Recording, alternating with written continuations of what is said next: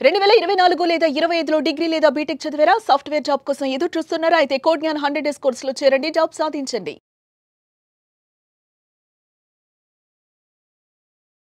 నమస్కారం శ్రీ ఆచార్య అనంతకృష్ణ స్వామి గారు. నమస్కారం అండి. లాస్ట్ టైం వీడియోలో ఒక 3 స్టోరీస్ చెప్పారు మీరు. అంటే ఒక క్యారెక్టర్ ఏ విధంగా ఉంటే బాగుంటుంది, ఏ విధంగా ఉండకూడదు అనేటువంటి విషయాన్ని. నిజంగా డబ్బు మీద ఆ రెస్పెక్ట్ లేనటువంటి వాళ్ళు ఎవరున్నా సరే, సో నెక్స్ట్ జన్మ అంటూ ఉంటే ఏ విధంగా ఉంటుందనేది తెలియదు కానీ, బట్ ఈ జన్మలో మాత్రం ఖచ్చితంగా చెప్పినట్టు ఆ రెస్పెక్ట్ లేని వాళ్ళు అంతే దూరంగా ఉంటారు. జీవితానికి కూడా అంతే దూరంగా ఉంటారు, అటు బయట వాళ్ళకు కూడా అంతే దూరంగా ఉంటారు. మంచి విషయాలన్నీ మోరల్స్ ఉన్నాయి అందులో చాలా. నాకు కాల్ వచ్చింది మొన్న, లేడీ కాల్ చేసి అనుకోకుండా కాల్ ఎత్తాను. కాల్ తీయగానే నమస్కారం అండి అంది. నమస్కారం అమ్మా, అసలు లైఫ్ ఇలా ఉంటుంది అనేది మీరు చెప్పేదాకా మాకు తెలియదు అండి. లైఫ్ ఇలా ఉంటుంది మీరు చెప్పేదాకా మాకు తెలియదు. ఈరోజు ఎంత హ్యాపీగా ఉన్నామంటే అసలు కొత్త జీవితాన్ని చూస్తున్నాం. అంటే ప్రతిరోజు కూడా జీవితం అనేది కొత్తగా కనిపిస్తుంది. అవును, మా దగ్గర డబ్బులు ఉన్నాయి, అన్నీ ఉన్నాయి. అప్పుడు మీ క్లాసు రాకముందు కానీ వినకముందు కూడా మన డబ్బులు అన్నీ ఉన్నాయి. కానీ ఈ ఆనందము, ఈ యొక్క గమ్మత్ అనేది అప్పుడు లేదు. ఇప్పుడు ప్రతిరోజు కొత్తగానే అనిపిస్తుంది, ప్రతిరోజు పండగలాగానే అనిపిస్తుంది మాకు. అసలు ఎంత మార్పు తెచ్చారండి నిజంగా. అసలు చిన్న చిన్న చిట్కాలే, చిన్న చిన్నగానే కానీ అవి ఎంత మార్పు తీసుకొస్తాయి అనేది ఈరోజు మేము అనుభవిస్తున్నాం సార్. చాలా బాగుంది. ఏం లేదు, జస్ట్ చిన్న మార్పులు చేసుకోవాలంతే. ఆ మార్పులు అనేది మనకి ఎప్పుడు ఎట్లా ఉంటుందంటే, మనకి పాట ఉంది మనకి, ఈరోజే ఉదయాన్నే కొత్తగా జన్మించాను, నేను కొత్తగా జన్మించాను. అది ఎలా ఉంటుందంటే ప్రతిరోజు లైఫ్ అనేది కొత్తగా ఉండాలి. అది కొత్తగా ఉండడానికి నువ్వు ప్రయత్నం చేయాలి. అంటే నీ మైండ్ సెట్ అనేది అలా మారాలి. మారినప్పుడే అన్నీ వస్తాయి నీ దగ్గరికి. నేను ఇలాగే ఉంటానంటే నేను ఎవడేం చేయలేడు. బలవంతంగా తీసుకొచ్చి కూర్చోబెట్టలేం కదా మనం. అది ఇందులో ఏం చెప్తున్నారు? మనకి జానులో పాట ఉంది. ఆ పాటలో ఒక లైన్ ఉంది, ఉదయం కాగానే తాజాగా పుడుతూ ఉంటా. ఆ మొత్తం పాటలో నాకు అది బాగా నచ్చింది. ఎందుకంటే ఉదయం కాగానే తాజాగా, ఉదయం అంటేనే తాజా, కొత్తదనం. తాజాగా పుడుతున్నాను, మళ్ళీ పుడుతున్నాను నేను. అంటే నాకు ఈరోజు 50 సంవత్సరాలు వచ్చినాయి. నేను 50 సంవత్సరాలు నేను అనుకోవట్లేదు, నేను మళ్ళీ ఈరోజే జన్మ తీసుకున్నాను. మన సబ్జెక్ట్లో కూడా, మన సబ్జెక్ట్ రాకముందు వేరు, సబ్జెక్ట్కి వచ్చిన తర్వాత వేరు. నా క్లాస్లో అడుగు పెట్టిందంటే కొత్త జన్మ తీసుకున్నట్టే అది. ఎస్, నేను ఖచ్చితంగా చెప్పగలను. ఎందుకంటే అప్పటి వరకు ఉన్న లైఫ్ వేరు, ఆ క్లాస్ తర్వాత జీవించే లైఫ్ వేరు. ఎప్పుడు అది దాన్ని ఆకలింపు చేసుకున్నప్పుడు. అలా 10 సార్లు క్లాస్కి వచ్చి నువ్వు మామూలుగా అలాగే ఉన్నాయి, ఇంతకుముందు మనం స్టోరీ చెప్పుకున్నట్టు అలాగే ఉన్నారనుకో, లాభం లేదు. కాబట్టి దాన్ని ఆకలింపు చేసుకొని దాన్ని ఆచరించినప్పుడు ఏమవుతుందంటే లైఫ్ కొత్తగానే ఉంటుంది. కాబట్టి ప్రతిరోజు మీరు తాజాగానే పుడుతున్నారు. కాబట్టి తాజాగా పుడుతున్నారు అన్నప్పుడు మీరు ఏం ఆలోచించాలంటే, ఈ కొత్త జీవితానికి ఏమేం కావాలి. ఓకే, ఇప్పటిదాకా అవన్నీ వదిలిపెట్టండి, ఇప్పటిదాకా జరిగినాయని వదిలిపెట్టేసి ఏమేం కావాలనేది ఆలోచించాలి. అప్పుడు ఈరోజు మనం ఒక పండుగ ఉంది, పండుగకి మనం ఏం చేస్తాం, కొత్త బట్టలు వేసుకుంటాం. ఓకే, దానికోసం ముందే ప్రిపేర్ అవుతాం. కాబట్టి రేపటి కోసం ఈరోజే ప్రిపేర్ కావాలి. రేపు ఎలా ఉండాలి, రేపు ఏమేం చేయాలి, ఎటు వెళ్ళాలి అంటే అవన్నీ ఎలా ఉండాలంటే ఆనందము ఐశ్వర్యంతో కూడుకునే ఉండాలి. మీ ఆలోచన విధి విధానం అంతా కూడా ఎలా ఉండాలంటే ఆనందం ఆలోచనతో కూడుకున్నట్టు ఐశ్వర్యంతో కూడుకునే ఉండాలి. కానీ ప్రొద్దున లేసామా, మా ఫ్రెండ్ దగ్గర పోయినామా, వచ్చామా, పార్టీ చేసుకున్నామా కాదు. అవన్నీ ఇప్పటిదాకా జరిగిపోయినాయి కదా, అవన్నీ పాతాయి. వాటన్నిటిని మర్చిపోవాలి. కొత్తగా ఏం చేయాలని ఆలోచించి. అవును, ఈ కొత్త లైఫ్లో మీ ఫ్రెండ్స్ లేరు, మీ భార్య పిల్లలు లేరు, సమాజం లేదు, ఎవరు లేరు. ఎవరు లేకుండా కొత్త లైఫ్ ఎలా ఉంటుంది? ఎస్, అదే కొత్త లైఫ్ అంటే. అది ఎంత బాగుంటుందంటే ముందుగా మిమ్మల్ని మీరు ప్రేమించుకోవడం, మీతో మీరు మాట్లాడుకోవడం, ఏదైతే ఉందో అదే మీ కొత్త జీవితం. అంతకంటే కొత్తగా ఏం లేదు. మిమ్మల్నితో మీరు మాట్లాడుకోవడం వల్ల, మిమ్మల్ని మీరు ప్రేమించుకోవడం వల్ల ఒక కొత్తదనం అనేది మీకు తెలుస్తుంది. అది స్టార్టింగ్లో మీకు అర్థం కాదు.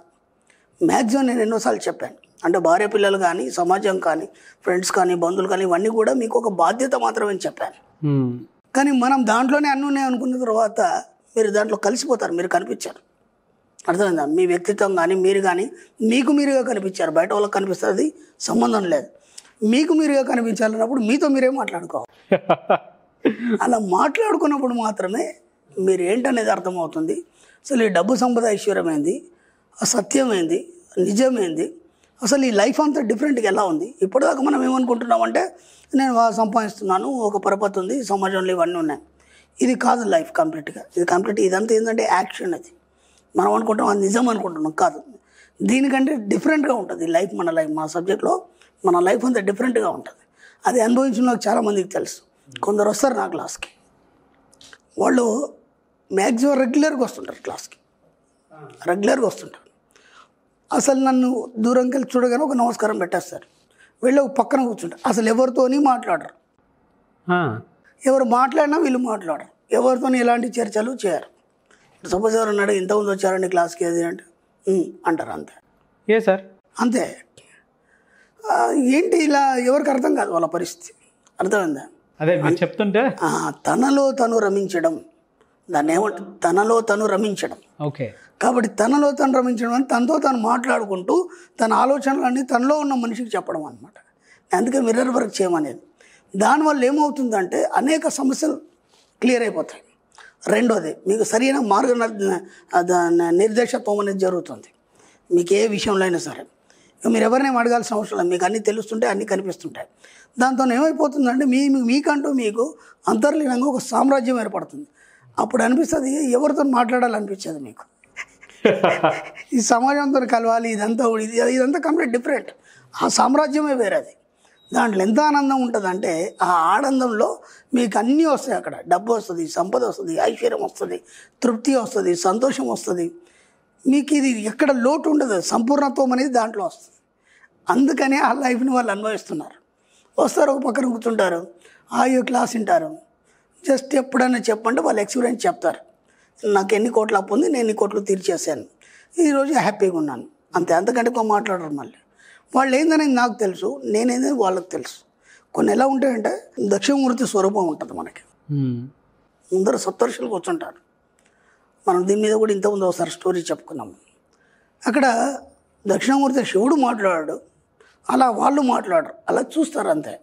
చూస్తుంటే అర్థమైపోతుంది ఆయన ఏం చెప్తున్నాడు, వీళ్ళకి అర్థమైపోతుంది. ఇప్పుడు మీ ఇంటికి బంధువులు వచ్చారు అనుకోకుండా, ఏదో అవసరం ఉంది, మీ ఆవిడ అక్కడ ఉంది వంటలో, మీరు ఎక్కడ ఉన్నారు, అక్కడ చూసి ఇలా అంటుంది అంటే మీకు అర్థమైపోతుంది ఏందనేది. అక్కడ మీ ఇద్దరి మధ్య మాటలు లేవు, ఉన్నాయా? ఏ మాటలు వేస్తారు, అది ఏందో సార్ పెడతారు దాన్ని. అలా ఉంటుంది దక్షిణమూర్తి మాస్తత్వం అనేది, అలా ఉంటుంది. కాబట్టి జస్ట్ అలా కూర్చుంటారు, క్లాస్ వింటారు, వెళ్ళిపోతారు అంతే. కనీసం వెళ్ళినప్పుడు కూడా కలుద్దాం కానీ అవి ఏముండవు. ఇక వచ్చారా వెళ్ళిపోయారా. ఎందుకు అలా ఏర్పడింది అనేది ఆలోచించినప్పుడు, ఎప్పుడైతే ఇవన్నిటికీ దూరం పెట్టేసి నీలో నువ్వు రమించినప్పుడు అన్నీ నీ లోపలనే ఉన్నాయి. ఆ అంతర్మదనంలోనే అన్ని సమాధానాలు ఉన్నాయి. అది మన సబ్జెక్ట్. ఇది సామాన్యంగా అర్థం కాదు ఇది. అందుకే నేను ఎన్నోసార్లు చెప్పాను, ఒకసారి క్లాస్కి వస్తే మీకు సబ్జెక్ట్ అర్థం కాదు. మళ్ళీ నా క్లాస్కి రావాలంటే కనీసం డిగ్రీ కంప్లీట్ అయి ఉండాలి. అంటే మనసు అనేది పరిపక్వత చెందుతుంది కాబట్టి అప్పుడు కొద్దిగానే అర్థం అవుతుంది. అంత లోతు ఉంటుంది సబ్జెక్ట్. కాబట్టి దీన్ని ఏమన్నా మనం విశ్వదర్శన శాస్త్రం అన్నాం. పెద్ద పెద్ద యోగులు, ఋషులు వీళ్ళందరూ కూడా దాన్ని దర్శించారు, ఆ అనుభవాలను అన్నింటినీ అనుభవించారు, వాటన్నిటిని వాళ్ళు పొందారు. కాబట్టి అది మనకి మామూలుగా అర్థం కాదు. అది అనుభవించిన వాడికి అర్థమవుతుంది. ఇప్పుడు నేను అన్నాను మీకు, మన సబ్జెక్ట్లో భార్య పిల్లలు లేరు, సమాజం లేదంటే ఇదేంద్రా ఇలా అంటున్నాడు అనిపిస్తుందా లేదా? ఎవరికైనా అనిపిస్తుంది. భార్య పిల్లలు మనం ప్రేమిస్తాం చేస్తాం, కానీ మన సబ్జెక్ట్లో ప్రేమలు సెంటిమెంట్లు ఏం లేవు కదా. ఏం కావాలి మన సబ్జెక్ట్లో? ఓన్లీ డబ్బు, సంపద, ఐశ్వర్యం. ఈ మూడు కావాలన్నప్పుడు ఇవన్నింటిని వదిలిపెట్టేయాలి. వదిలిపెట్టేస్తే ఎలా జరుగుతుంది? కాబట్టి వాటిని బాధ్యత వహించాలని చెప్పాము మనం. కాబట్టి ఈ సబ్జెక్ట్ అంతా ఇలాగే ఉంటుంది. కాబట్టి ఎలాంటి కన్ఫ్యూజన్ లేదు. మీరు అలా సబ్జెక్ట్ని మీరు ఆకలింపు చేసుకున్నప్పుడు ఇది ఎంతవరకు సత్యం అనేది అర్థమవుతుంది. అప్పుడు మీరు అన్నీ అనుభవిస్తారు. మీరు అనుభవించినప్పుడు తెలుస్తుంది కదా దీంట్లో ఎంత ఆనందం ఉన్నది. మామూలుగా చెప్తే అర్థం కాదు. నేను కూడా చూసిన ఒక ఫ్యామిలీని చూశాను. అప్పుడు నాకు సబ్జెక్ట్ తెలియదు. ఒక 10 సంవత్సరాల క్రితం ఒక ఫ్యామిలీని చూస్తాను. నాకు ఈ సబ్జెక్ట్ తెలియదు. బాగా కోటీశ్వర్లు, ఎవరి ఇంట్లో ఏ ఫంక్షన్ ఉన్నా వీళ్ళని పిలవాల్సిన అవసరం లేదు. చక్కగా వెళ్ళేసి వీళ్ళే అక్కడ అన్నీ చేసేసి వచ్చేస్తారు.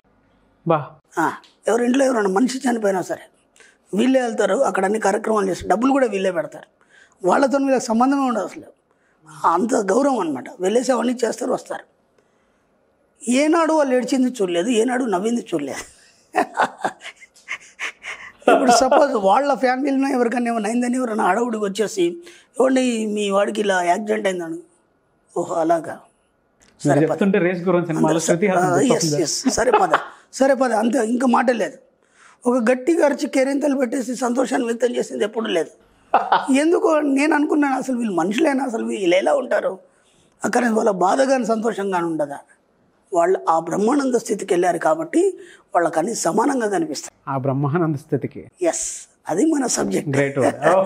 ఊరికైనా డబ్బు సంపద ఐశ్వర్యం అంటే రాదు, దాని వెనకాల ఇంత సబ్జెక్ట్ ఉంటుంది. ఆ స్థితికి వెళ్ళినప్పుడు ఇంకా నువ్వు ఆలోచించే అవసరం లేదు. డబ్బు కానీ, సంపద కానీ, ఐశ్వర్యం కానీ, ఇంకేదైనా కావచ్చు, కోరుకున్న దగ్గర అన్నీ వచ్చేస్తాయి ఆటోమేటిక్గా. కేవలం డబ్బే కాదు.